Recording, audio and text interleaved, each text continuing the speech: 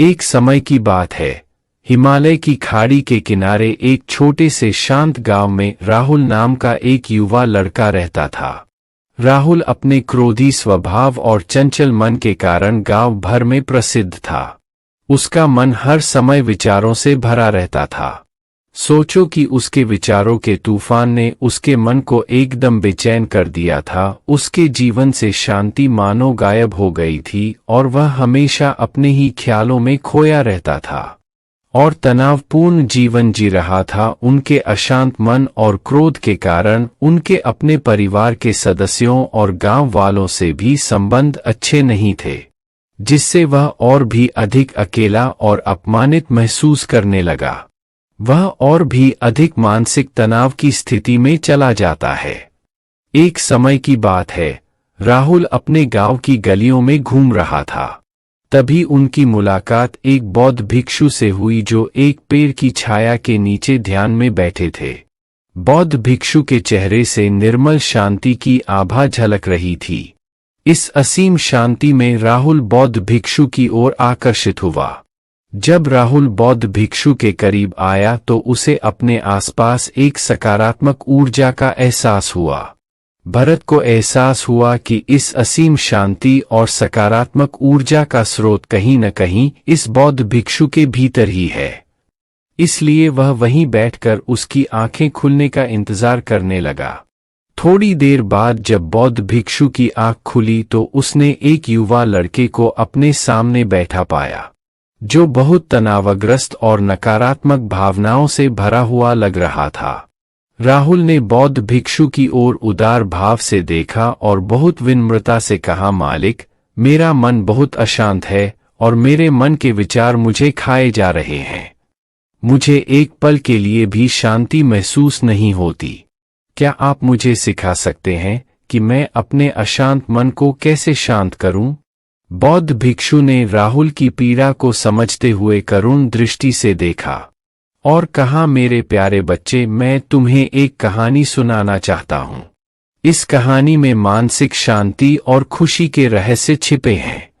क्या आप कहानी सुनना चाहेंगे? राहुल ने हाँ में सिर हिलाया और पूरी एकाग्रता से कहानी सुनने को तैयार हो गया। उनके अंदर जिज्ञासा चरम पर थी। वो कहानी सुनने को बेताब था। बहुत समय पहले की बात है। एक नगर में शक्ति नाम का एक आदमी रहता था। शक्ति बेहद महत्वाकांक्षी व्यक्ति थे और उन्हें हर काम में लोगों से मदद की जरूरत पड़ती थी। यदि उसे किसी से असफलता और बुराई सुनने को मिलती थी तो वह गहरी चिंता और तनाव में चला जाता था। उनका मानना था कि सफलता और भौतिक शक्तियां वांछित खुशी देंगी, लेकिन वह जितना सफलता और प्रशंसा के पीछे भागता था उतना ही मानसिक तनाव में डूबता जाता था। लेकिन अचानक शक्ति का सामना उस समय के मशहूर बौद्ध भिक्षु से हो गया, जिसका नाम महाकौशल था। महाकौशल अपने शिष्यों को ध्यान की शिक्षा देते थे और वह स्वयं एक बहुत ही ध्यानमग्न और प्रबुद्ध व्यक्ति थे। महाकौशल की अद्भुत एकाग्रता से प्रभावित शक्ति ने उनसे अपने भटकते मन को शांत करने का उपाय जानना चाहा। शक्ति ने कहा कि महंत मैं हमेशा सफलता के पीछे भागता हूँ और लगातार अधिक हासिल करने की कोशिश करते हूँ, फिर भी मुझे कोई क्षणिक संतुष्टि या आत्मसंतुष्टि नहीं मिलती। इस निरंतर बेचैनी के बीच मैं शांति कैसे पा सकता हूँ? बौद्ध भिक्षु ने करुण दृष्टि से उसकी ओर देखा और उत्तर दिया, आपका मन एक अशांत नदी की तरह है जो हमेशा बहती रहती है। आप कभी भी शांत नहीं रह सकते। इसलिए इस अशांत मन को शांत करने के लिए आपको अपने विचारों को बिना किसी रुकावट के जाने देने की कला सीखनी होगी।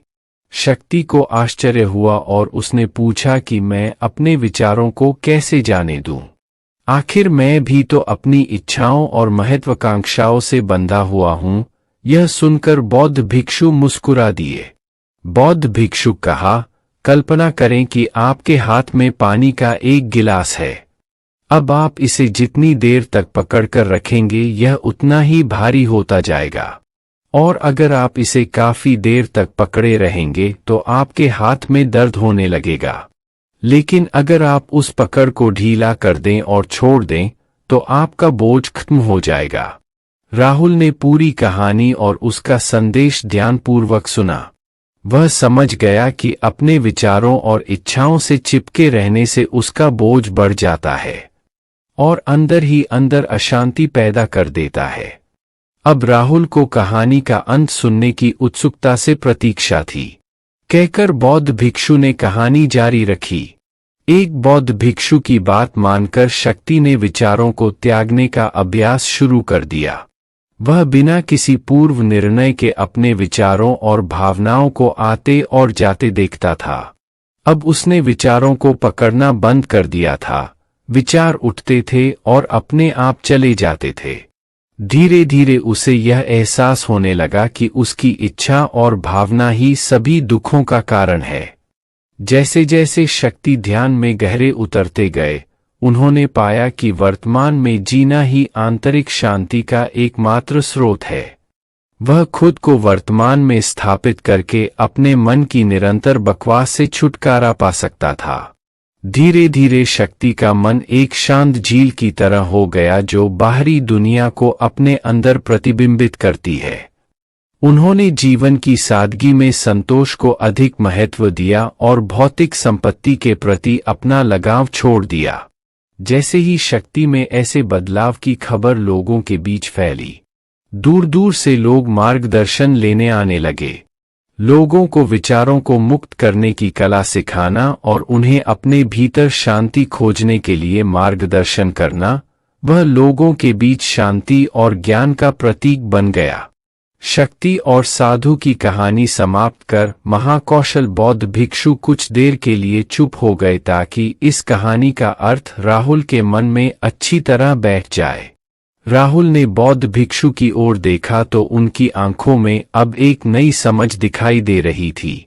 राहुल ने धीरे से कहा कि मुझे इस कहानी में ज्ञान दिखता है, लेकिन मैं इसे अपने जीवन में कैसे लागू करूं? मैं अपने अशांत मन को कैसे शांत कर सकता हूं? राहुल के इस सवाल पर बौद्ध भिक्षु गर्मजोशी से मुस्कुराते हैं और फिर कहा कि अशांत मन को शांत करने का अभ्यास आत्मजागरूकता से शुरू होता है। अपने भीतर उठने वाले विचारों का निरीक्षण करने के लिए प्रतिदिन कुछ समय निकालें। उन भावनाओं पर ध्यान दें जो आपके मन में आती हैं और देखें कि वे कैसे आती हैं और आकाश में गुजरते बादलों की तरह चले जाए। राहुल ने आंखें बंद कर लीं और बौद्ध भिक्षु के कहे अनुसार अपने विचारों का अवलोकन करने लगे। जैसे ही उसने अपने भीतर उठने वाले विचारों पर ध्यान देना शुरू किया, उसे इसका एहसास हुआ। उसे अपने अंदर चिंता और इच्छाओं की एक निरंतर धारा बहती हुई महसूस हुई। सिर्फ एक एहसास ने ही उसे एक अद्भुत शांति का एहसास कराया। उन्हें यह भी एहसास हुआ कि यह सभी विचारों और भावनाओं से अलग है। बौद्ध भिक्षु ने आगे कहा कि जैसे शक्ति ने खुद को सभी मोहमाया से अलग कर लिया था, वैसे ही अपने मन को अशांतकारी विचारों और भावनाओं से मुक्त करने का अभ्यास विकसित करो। बिना किसी पूर्वाग्रह के विचार को वैसे ही स्वीकार करें जैसे वह आता है और फिर धीरे धीरे उन्हें जाने दें और अपना ध्यान वर्तमान क्षण पर केंद्रित करें। लेकिन राहुल ने टोकते हुए कहा कि अगर विचार और भावनाएं इतनी मजबूत हैं तो क्या होगा? बौद्ध भिक्षु ने कहा यह बना रहता है और मन को छोड़ने से इनकार करता है। बौद्ध भिक्षु ने राहुल की बात से सहमति जताते हुए सिर हिलाया और कहा ऐसे कई मौके आएंगे जब आपके मन में सवालों का बवंडर चल रहा होगा। जब आपका दिमाग आपकी बात ही नहीं सुनेगा तो ऐसे में आपको अपनी सांसों की ताकत पर विश्वास करना होगा।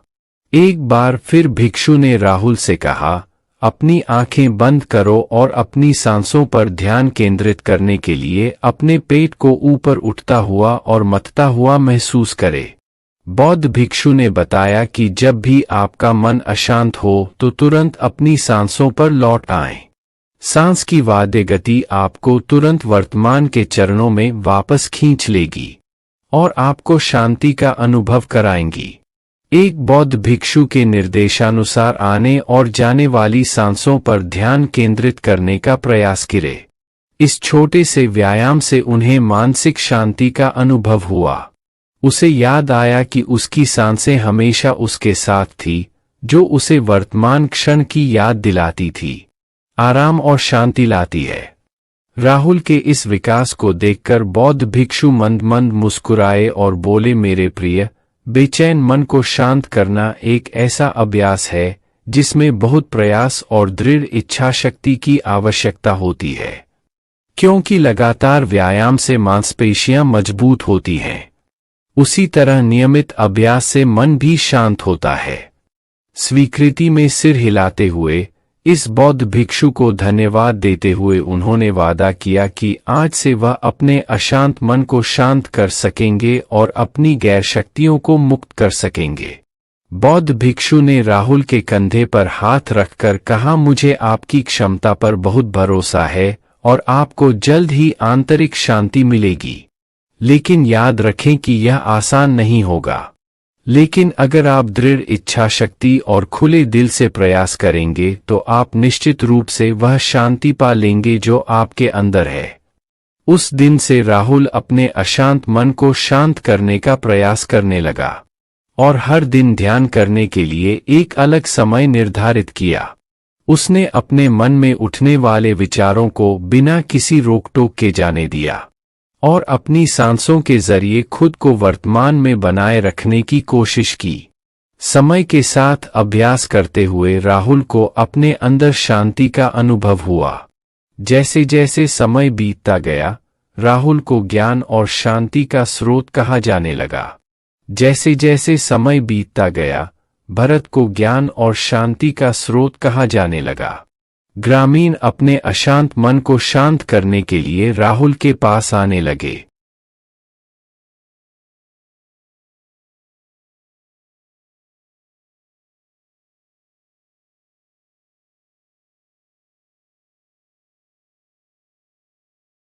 बौद्ध भिक्षुओं के शिक्षक दूसरों की मदद करते समय आत्मजागरूकता की शक्ति साझा करते हैं। बौद्ध भिक्षु आंतरिक शांति पाने की शिक्षा देते हैं। इसके साथ ही उन्होंने अपनी सांसों पर ध्यान देने और अपने विचारों को मुक्त करने की कला भी सिखाई। ऐसे निवासियों का विकास हुआ और उन्हें मन की अमूल्य शांति मिली। बौद्ध भिक्षु की शिक्षाओं और राहुल द्वारा संचालित अभ्यास के माध्यम से विचारों को त्यागने और वर्तमान में जीने की कला दूर दूर तक फैल गई। उन्होंने कई लोगों की जिंदगी बदल दी और जैसे जैसे समय बीतता गया, उनकी जिंदगी और भी बदलती गई। राहुल का शांत प्रभाव उसके गांव की सीमाओं से परे तक फैला हुआ था। आसपास के गांवों और शहरों से लोग राहुल के परिवर्तन की कहानी सुनते थे, उनसे सलाह लेने आते हैं। मन के बोझ तले दबे लोगों के लिए राहुल आशा की किरण बन गया। राहुल की शिक्षाएं केवल ध्यान और प्रवचन तक ही सीमित नहीं थीं, बल्कि वह रोजमर्रा के काम जागरूकता के साथ करने पर ज्यादा जोर देते थे।